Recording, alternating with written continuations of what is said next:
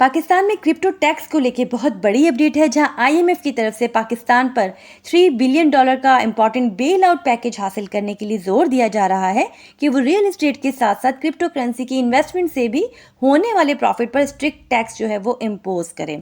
बहुत ही important update है पाकिस्तान की क्रिप्टो कम्युनिटी के लिए। तो ऐसा करते हैं कि इस अपडेट का पोस्टमार्टम कर लेते हैं कि आपको घबराना चाहिए या नहीं, ताकि चीज़ें जो है ना वो किसी हद तक आपके सामने क्लियर हो जाएं।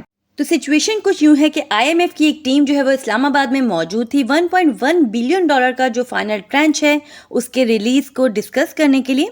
तो जब जब ये टीम पाकिस्तान आती है तो कोई ना कोई नई पॉलिसी या कोई ना कोई नई शराइत जो है वो सामने आती हैं, और इस बार जो इनका रुख है वो आ गया है क्रिप्टो की तरफ। और क्योंकि पाकिस्तान को कर्जा चाहिए तो वो आईएमएफ के इन्फ्लुएंस में अच्छा खासा है, और ज़्यादातर जो उनकी पॉलिसीज़ होती हैं, जो उनकी शराइत होती हैं, उन्हें माना जाता है।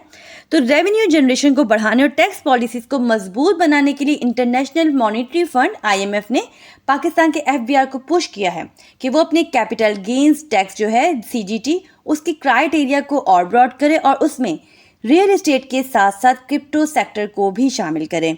और ये सब बेल आउट फंड्स में $3 बिलियन हासिल करने के लिए क्वालिफाई करने वाली कुछ नीड्स में से एक है।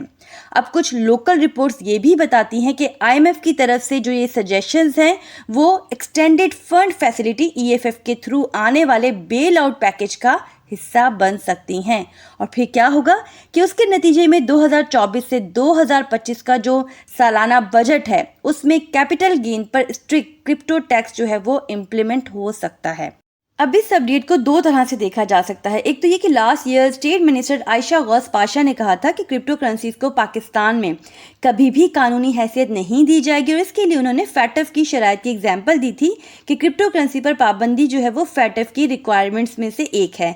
लेकिन बाद में फैटफ ने क्लियर किया था कि वो कंट्रीज को किसी भी वर्चुअल जो एसेट्स हैं उन पर और सर्विसेज प्रोवाइडर पर पाबंदी के लिए फोर्स नहीं करता, बल्कि रेगुलेटरी क्लैरिटी चाहता है। और आईएमएफ की तरफ से क्रिप्टो के लिए कॉम्प्रिहेंसिव पॉलिसीज की जो नीड थी वो सामने आई। तो इस बिहाफ पर देखा जाए तो टैक्स लगने की वजह से क्रिप्टो सेक्टर को जो बैन करने वाला मामला है पाकिस्तान में वो लटक सकता है, और इसके लिए रूल्स एंड रेगुलेशंस को लेके बातचीत हो सकती है। क्योंकि ऐसा है कि जिन जिन कंट्रीज में टैक्स है क्रिप्टो पर, वहाँ कहीं ना कहीं कुछ एक्सचेंजेस को लाइसेंस मिला हुआ है, चीज़ें जो है वो ऑफिशियली चल रही हैं।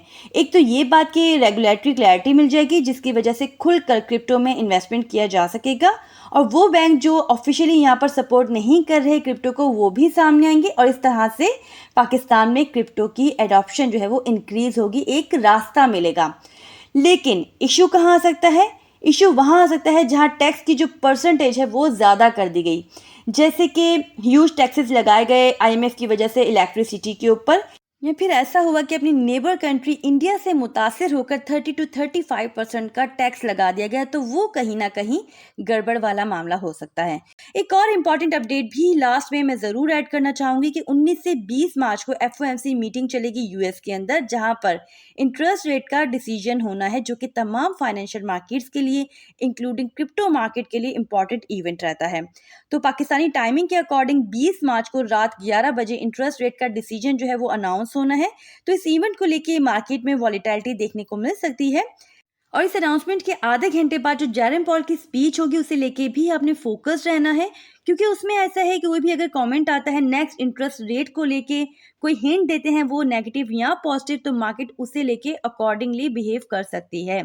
तो आई होप कि आज की वीडियो आपके लिए इन्फॉर्मेटिव रही होगी। अगर तो ऐसा है तो इस एफर्ट के बदले वीडियो को लाइक करना हरगिज भी मत भूलिएगा। साथ ही साथ अपना फीडबैक जो है वो कमेंट्स के थ्रू ज़रूर पहुंचा दिया करें। चैनल पर नए हैं, चैनल को सब्सक्राइब कर लीजिए, बेल आइकन को प्रेस कर लीजिए, ताकि आने वाली कोई भी इंपॉर्टेंट अपडेट आपसे मिस ना हो पाए। अपना बहुत ख्याल रखिएगा। Take care. अल्लाह हाफिज़।